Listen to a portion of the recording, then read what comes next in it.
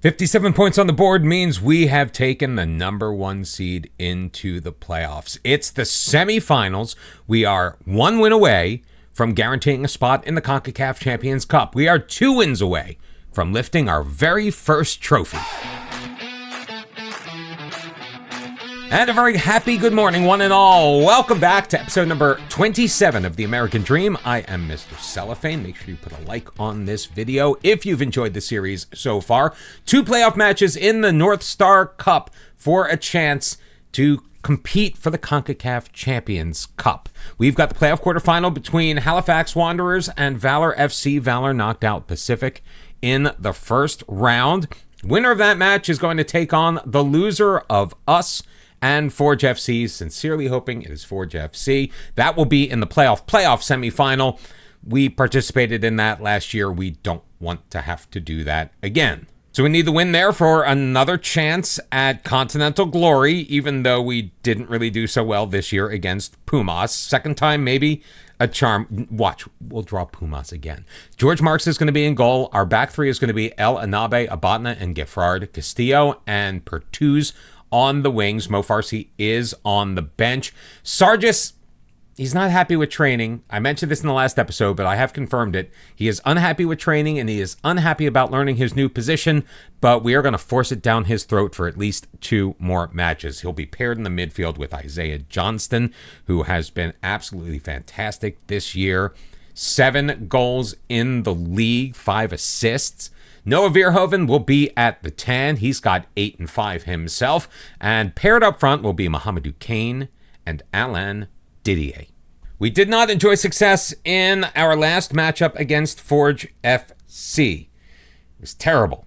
So we are seeking revenge here in the playoff semifinals, and they are going to be playing a very defensive formation. We need to find a way to break through and get a couple of balls past Pinthus in order to secure our spot in next season's Continental competition. Hopefully we can get things off to a nice, good start. And so far, the run of play is going our way. We are dominating possession, which means that we are playing our game. But the first highlight, of course, goes for Forge FC. Off of the throw-in, Jones in control. Hoyavrapor up for Campbell. We'll play it for Deja. He's got a runner on the left side. Can we keep track of both of them? We can. Hancock's Chonier with a wild opportunity from about 20 yards out that George Marks does not need to make a play on. But the first shot of the match goes for Forge FC. Try not to make it a trope, but I do realize that the first highlight typically generates the first shot of the match, so I always end up mentioning who has the first shot of the match. We have not had any through the first 36 minutes of this match. And in fact, that was the only attempt on goal so far. Hancock wins it back, plays it to his right. Campbell flipping it for Chonier. Nice switch of play. Chonier pushing it deep. He gets past his man into the middle. Deja, his shot's going to be blocked. Beautiful play by El Anabi, which will lead to a Forge corner. First real opportunity of the afternoon comes in the 42nd minute. Hancock's to deliver it in, and Castillo very easily handles that and puts it out into touch for a throw. Solid defense in the first 45. We need our offense to come alive. The possession did tip in the way of Forge FC. They managed the only 2 shots on goal for the entire half. We need to do so very much better. I mean, obviously, whatever we're doing is not generating any offense. We made some tactical tweaks in the changing room at the half. Hopefully, they lead to positive things. And a kickoff highlight, though, for Forge FC as the ball is played up. Antonoglu in the middle for Deja. Feeds it towards Campbell. It's intercepted. El Anabi playing it for Johnston. Finds Didier. He comes deep for it before laying it back for Abatna. Sargis. Back for Isaiah Johnston. Verhoeven flipping it forward. Alain Didier, can he get past the defense? He will chip it from a long way out, and he came that close to tucking it underneath the crossbar. But sadly, it does not go. But we did manage to get a shot on goal. So a couple of the things we've done, I'll tell you now. If they don't work, then don't follow my tactical advice. We went a little bit wider because they've got a ton of bodies in the middle. We also decided to try to hit early crosses instead of work the ball into the box because obviously working the ball into the box was not working for us. We're also playing for set pieces. We have scored a ton of goals this season off of corners and free kicks. So if it ain't broke, go for it. Kind of lost my way on that turn of phrase there. Castillo along the near side. El Anabi will play it back to him along the sideline. Looking for Kane in behind the defense. He's there. He'll shoot and he'll tuck it inside that far post. Mohamedou Kane with his 5th goal of the year has finally broken through in the 65th minute. It's Vancouver 1, Forge FC 0. They're putting the pressure on, playing that back 5 with the 2 deep-lying central defenders. So what better way to break through that than to just go over the top of it? Mohamedou Kane getting underneath that one.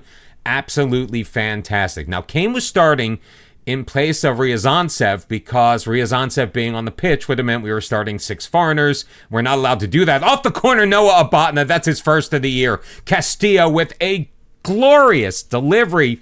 And in 2 minutes, we have managed to take a 2-0 lead. It's what happens when you go play for set pieces. Noah Abatna, the whole defense was not expecting that to happen, and frankly, neither was I. We are playing fantastic football, 2-0 to the good, and that should be enough to get us through to the next round. We'll get some fresh legs out there. Ryazantsev coming in for Didier. Isaiah Johnston will make way for Matteo Schiavone. Noah Verhoeven, you know what? You come out too. Habibullah, get in there. 3 changes to be made with less than 10 minutes remaining in this match. Forge FC has managed 5 shots on goal. None of them have hit the target so far. Meanwhile, we have hit the back of the net on both of ours. 4 minutes added on will come and will go. And Vancouver FC has booked our ticket to the CONCACAF Champions Cup and a chance at lifting the trophy this year. Wow, 11,212 on hand to watch Halifax Wanderers beat Valor FC. So Valor is out of the tournament. It's going to be Halifax taking on Forge. The winner of that one will meet up with us in the playoff final. Before we get there, though, I wanted to take a very quick look at this past year's competition just to see. And unfortunately, my suspicions were confirmed. So winning the Canadian Premier League does not gain us any advantage when it comes to the CONCACAF Champions Cup. Both teams that participate in the final enter the competition in the preliminary round and do not get a bye through to the round of 16. I know things like this have no bearing on the actual game, but I do love these little tidbits. Our record attendance was broken in that match against Forge FC. 6,401 on hand. Our previous attendance record was just under 400 short of that. So moving onwards and upwards, and that meant that the 150,000 we took in gate receipts was also a new record. Now we are looking to move on to the finals, but we are going to have to do it without James Giffard, our big man in the middle. Too many yellow cards. He has been suspended for this match. I do have to admit that while I love a challenge and I love limitations, sometimes I wish they weren't in place, especially when the team that you support in real life comes a knocking. We've been offered a job interview by the Philadelphia Union. Now we are doing this challenge without managing teams in either Liga MX or MLS, so we're not going to take it. This is actually not the first MLS job interview we have been offered. We have been offered opportunities to take over at Nashville SC, also New York Red Bull. Sadly, this one we also must turn down. Just to give you a sense of who we're going to be taking on in the playoff final, and for those of you that just need more highlights in your life, Antonoglu into the middle for Campbell, blasting it past Volkla 8 minutes in to put Forge FC up 1-0. Halifax would answer back on the corner in the 27th minute. Fish popping it over the goalkeeper to make it 1-1. Martin to Berhalter flipping it over the top. Small is in. They must have been watching our game to see how to beat Forge FC's back 5. 2-1 Halifax in the 57th minute. Chonier coming free with it, moving it to his right, blasting a daisy cutter past Volkla to equalize at 2. And Forge looking for a third. They're going to find it. Campbell in his second goal of the match. It's Forge 3, Halifax 2. That's where we end up. For the second year in a row, it's going to be Vancouver FC and Forge FC in the finals. We did want to reward our fantastic midfielder for his spectacular play this season. Isaiah Johnston picked up a brand new 3-year contract extension. It's going to take him through December of 2030. $775 a week. Money very well spent. And one very quick side note before we get to the final, because I was curious. But did you know that according to Football Manager at the very least, you must be in Canada for 917 continuous days to qualify to be a Canadian citizen? George Marks, as of right now, October the 19th, 2027, has completed 908 of those days. He could potentially decide to become a Canadian, and if he does, then he no longer counts against us as a foreigner, which means that we can probably bring Ryan Beecher back. I hope that George Marks knows what to do when the time is right. Oh, did I say last thing? No, we got our youth intake just before the final, and just as pathetic as we thought it was going to be.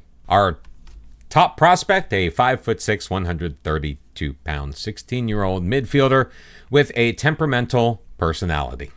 We're instituting the changes we made at the half in the last match against Forge FC right here in the beginning. Now, losing James Gifford is pretty huge. He's going to be completely unavailable for this match, so it has necessitated 2 changes. Sargis, we're going to drop him back to our back 3, his more natural position. It's fine. We're still going to continue to try to make him our ball-winning midfielder, don't you worry. Coming in to take that role is going to be Matteo Schiavone, but everybody else is going to remain the same. It's going to be Marks, El Anabi, Abatna, and Sargis in the back. Castillo and Pertuz on the wings, Schiavone and Johnston in the midfield with Verhoeven ahead of them, in support of Mohamedou Kane and Alain Didier. Our spot in the CONCACAF Champions Cup is secured, but let's lift that trophy and finish this season and finish off what we started. Same formation for Forge FC, so hopefully the changes we made are going to continue to pay dividends. 90 minutes away from being crowned champions of the Canadian Premier League. It's Vancouver and Forge FC doing battle one last time at Willoughby Community Park in Langley, British Columbia. And a pretty even start to the match. And it's getting started much like the last one, although we did manage a shot on goal in the first 15 minutes. How about that? The rain, though, has begun to come down. Abatna setting it forward, looking for Didier. Mohamedou Kane can't get his head on it. It's cleared away, but Castillo is there. He'll play it in, looking for Noah Verhoeven. Penalty called. Handball on Jones for Forge. And an early opportunity for Isaiah Johnston as he steps up to the spot. He has been gold from the penalty. Oh my God, why do I say anything? I should have known. As soon as I started talking about how great Johnston has been from the penalty spot, he misses only his second penalty of the year. And a massive chance has gone a-begging. So we need to take advantage of this opportunity. Castillo in, El Anabi couldn't get on top of it. I swear to you, Football Manager really does listen. And whenever you get excited about something, cold water right on top of you. Pertuz pushed Dado, and now Forge has a chance from the spot. Can George Marks do the same? No, of course not. It's Vancouver 0, Forge FC 1. Teron Campbell converting from the penalty spot for his 9th goal of the year. Pretty sure that was the first shot on goal for Forge FC. I was right. Absolutely brutal. I mean, look at the XG chart. Almost identical to ours, just a little bit later. Forge on the better side of the scoreboard after 45. 1-0. We've got to do more. Oh, Isaiah Johnston, I cannot believe he missed that. I do think that as long as we keep playing the way that we're playing, maybe a little bit more on the front foot. One of the instructions I didn't mention was we've had the team be a little bit more expressive as well. Try to unbalance Forge FC if we can. So far, it's been working okay, although Forge FC with the lion's share of the shots here in this second half. In fact, only 20 minutes remaining in this match. We are going to have to try to do something. Mo Farsi, come be the hero. Alain Didier, furious. Let's get him off the pitch. Even though he is our top goal scorer, he managed 11 during the season. Picked up a nice goal bonus for breaking 10. Yevhen Ryazantsev is going to come in and take his place. We'll make those 2 changes with 20 minutes left to go. So we go a little bit more attacking, and we demand more from our team. Please let it do something. I do not want Forge FC winning the championship on my pitch for the second year in a row, especially if it comes from them scoring a goal on a penalty after we missed the penalty. Football Manager's listening again. Not a single highlight the entire second half. And Forge FC, for the second year in a row, are crowned champions of the Canadian Premier League. And for the second year in a row, I don't need to see it. Yeah, I'm just going to put it on this screen so you know that it's not just a replay of the end of last season, even though it ended exactly the same with Forge FC lifting the trophy on our pitch. Well, hopefully we can do a little bit better in the CONCACAF Champions Cup. That competition begins in 4 months, so time to assess where we are, reload, come back, and try to do it all over again. If you like that, hit the like on the video. Subscribe if you are new or if you have not done so already. Thank you all very much for your support. If you have gotten this far, let me know what team you support in real life. Very curious to hear who else is a fan out there. If you like the Philadelphia Union like I do, I'm also an Everton supporter in the Premier League. Drop that down in the comments. I'd love to hear from you. Thank you so very much for joining me. Season number 4 of The American Dream starts tomorrow. I hope to see you then. Until then, Bobar.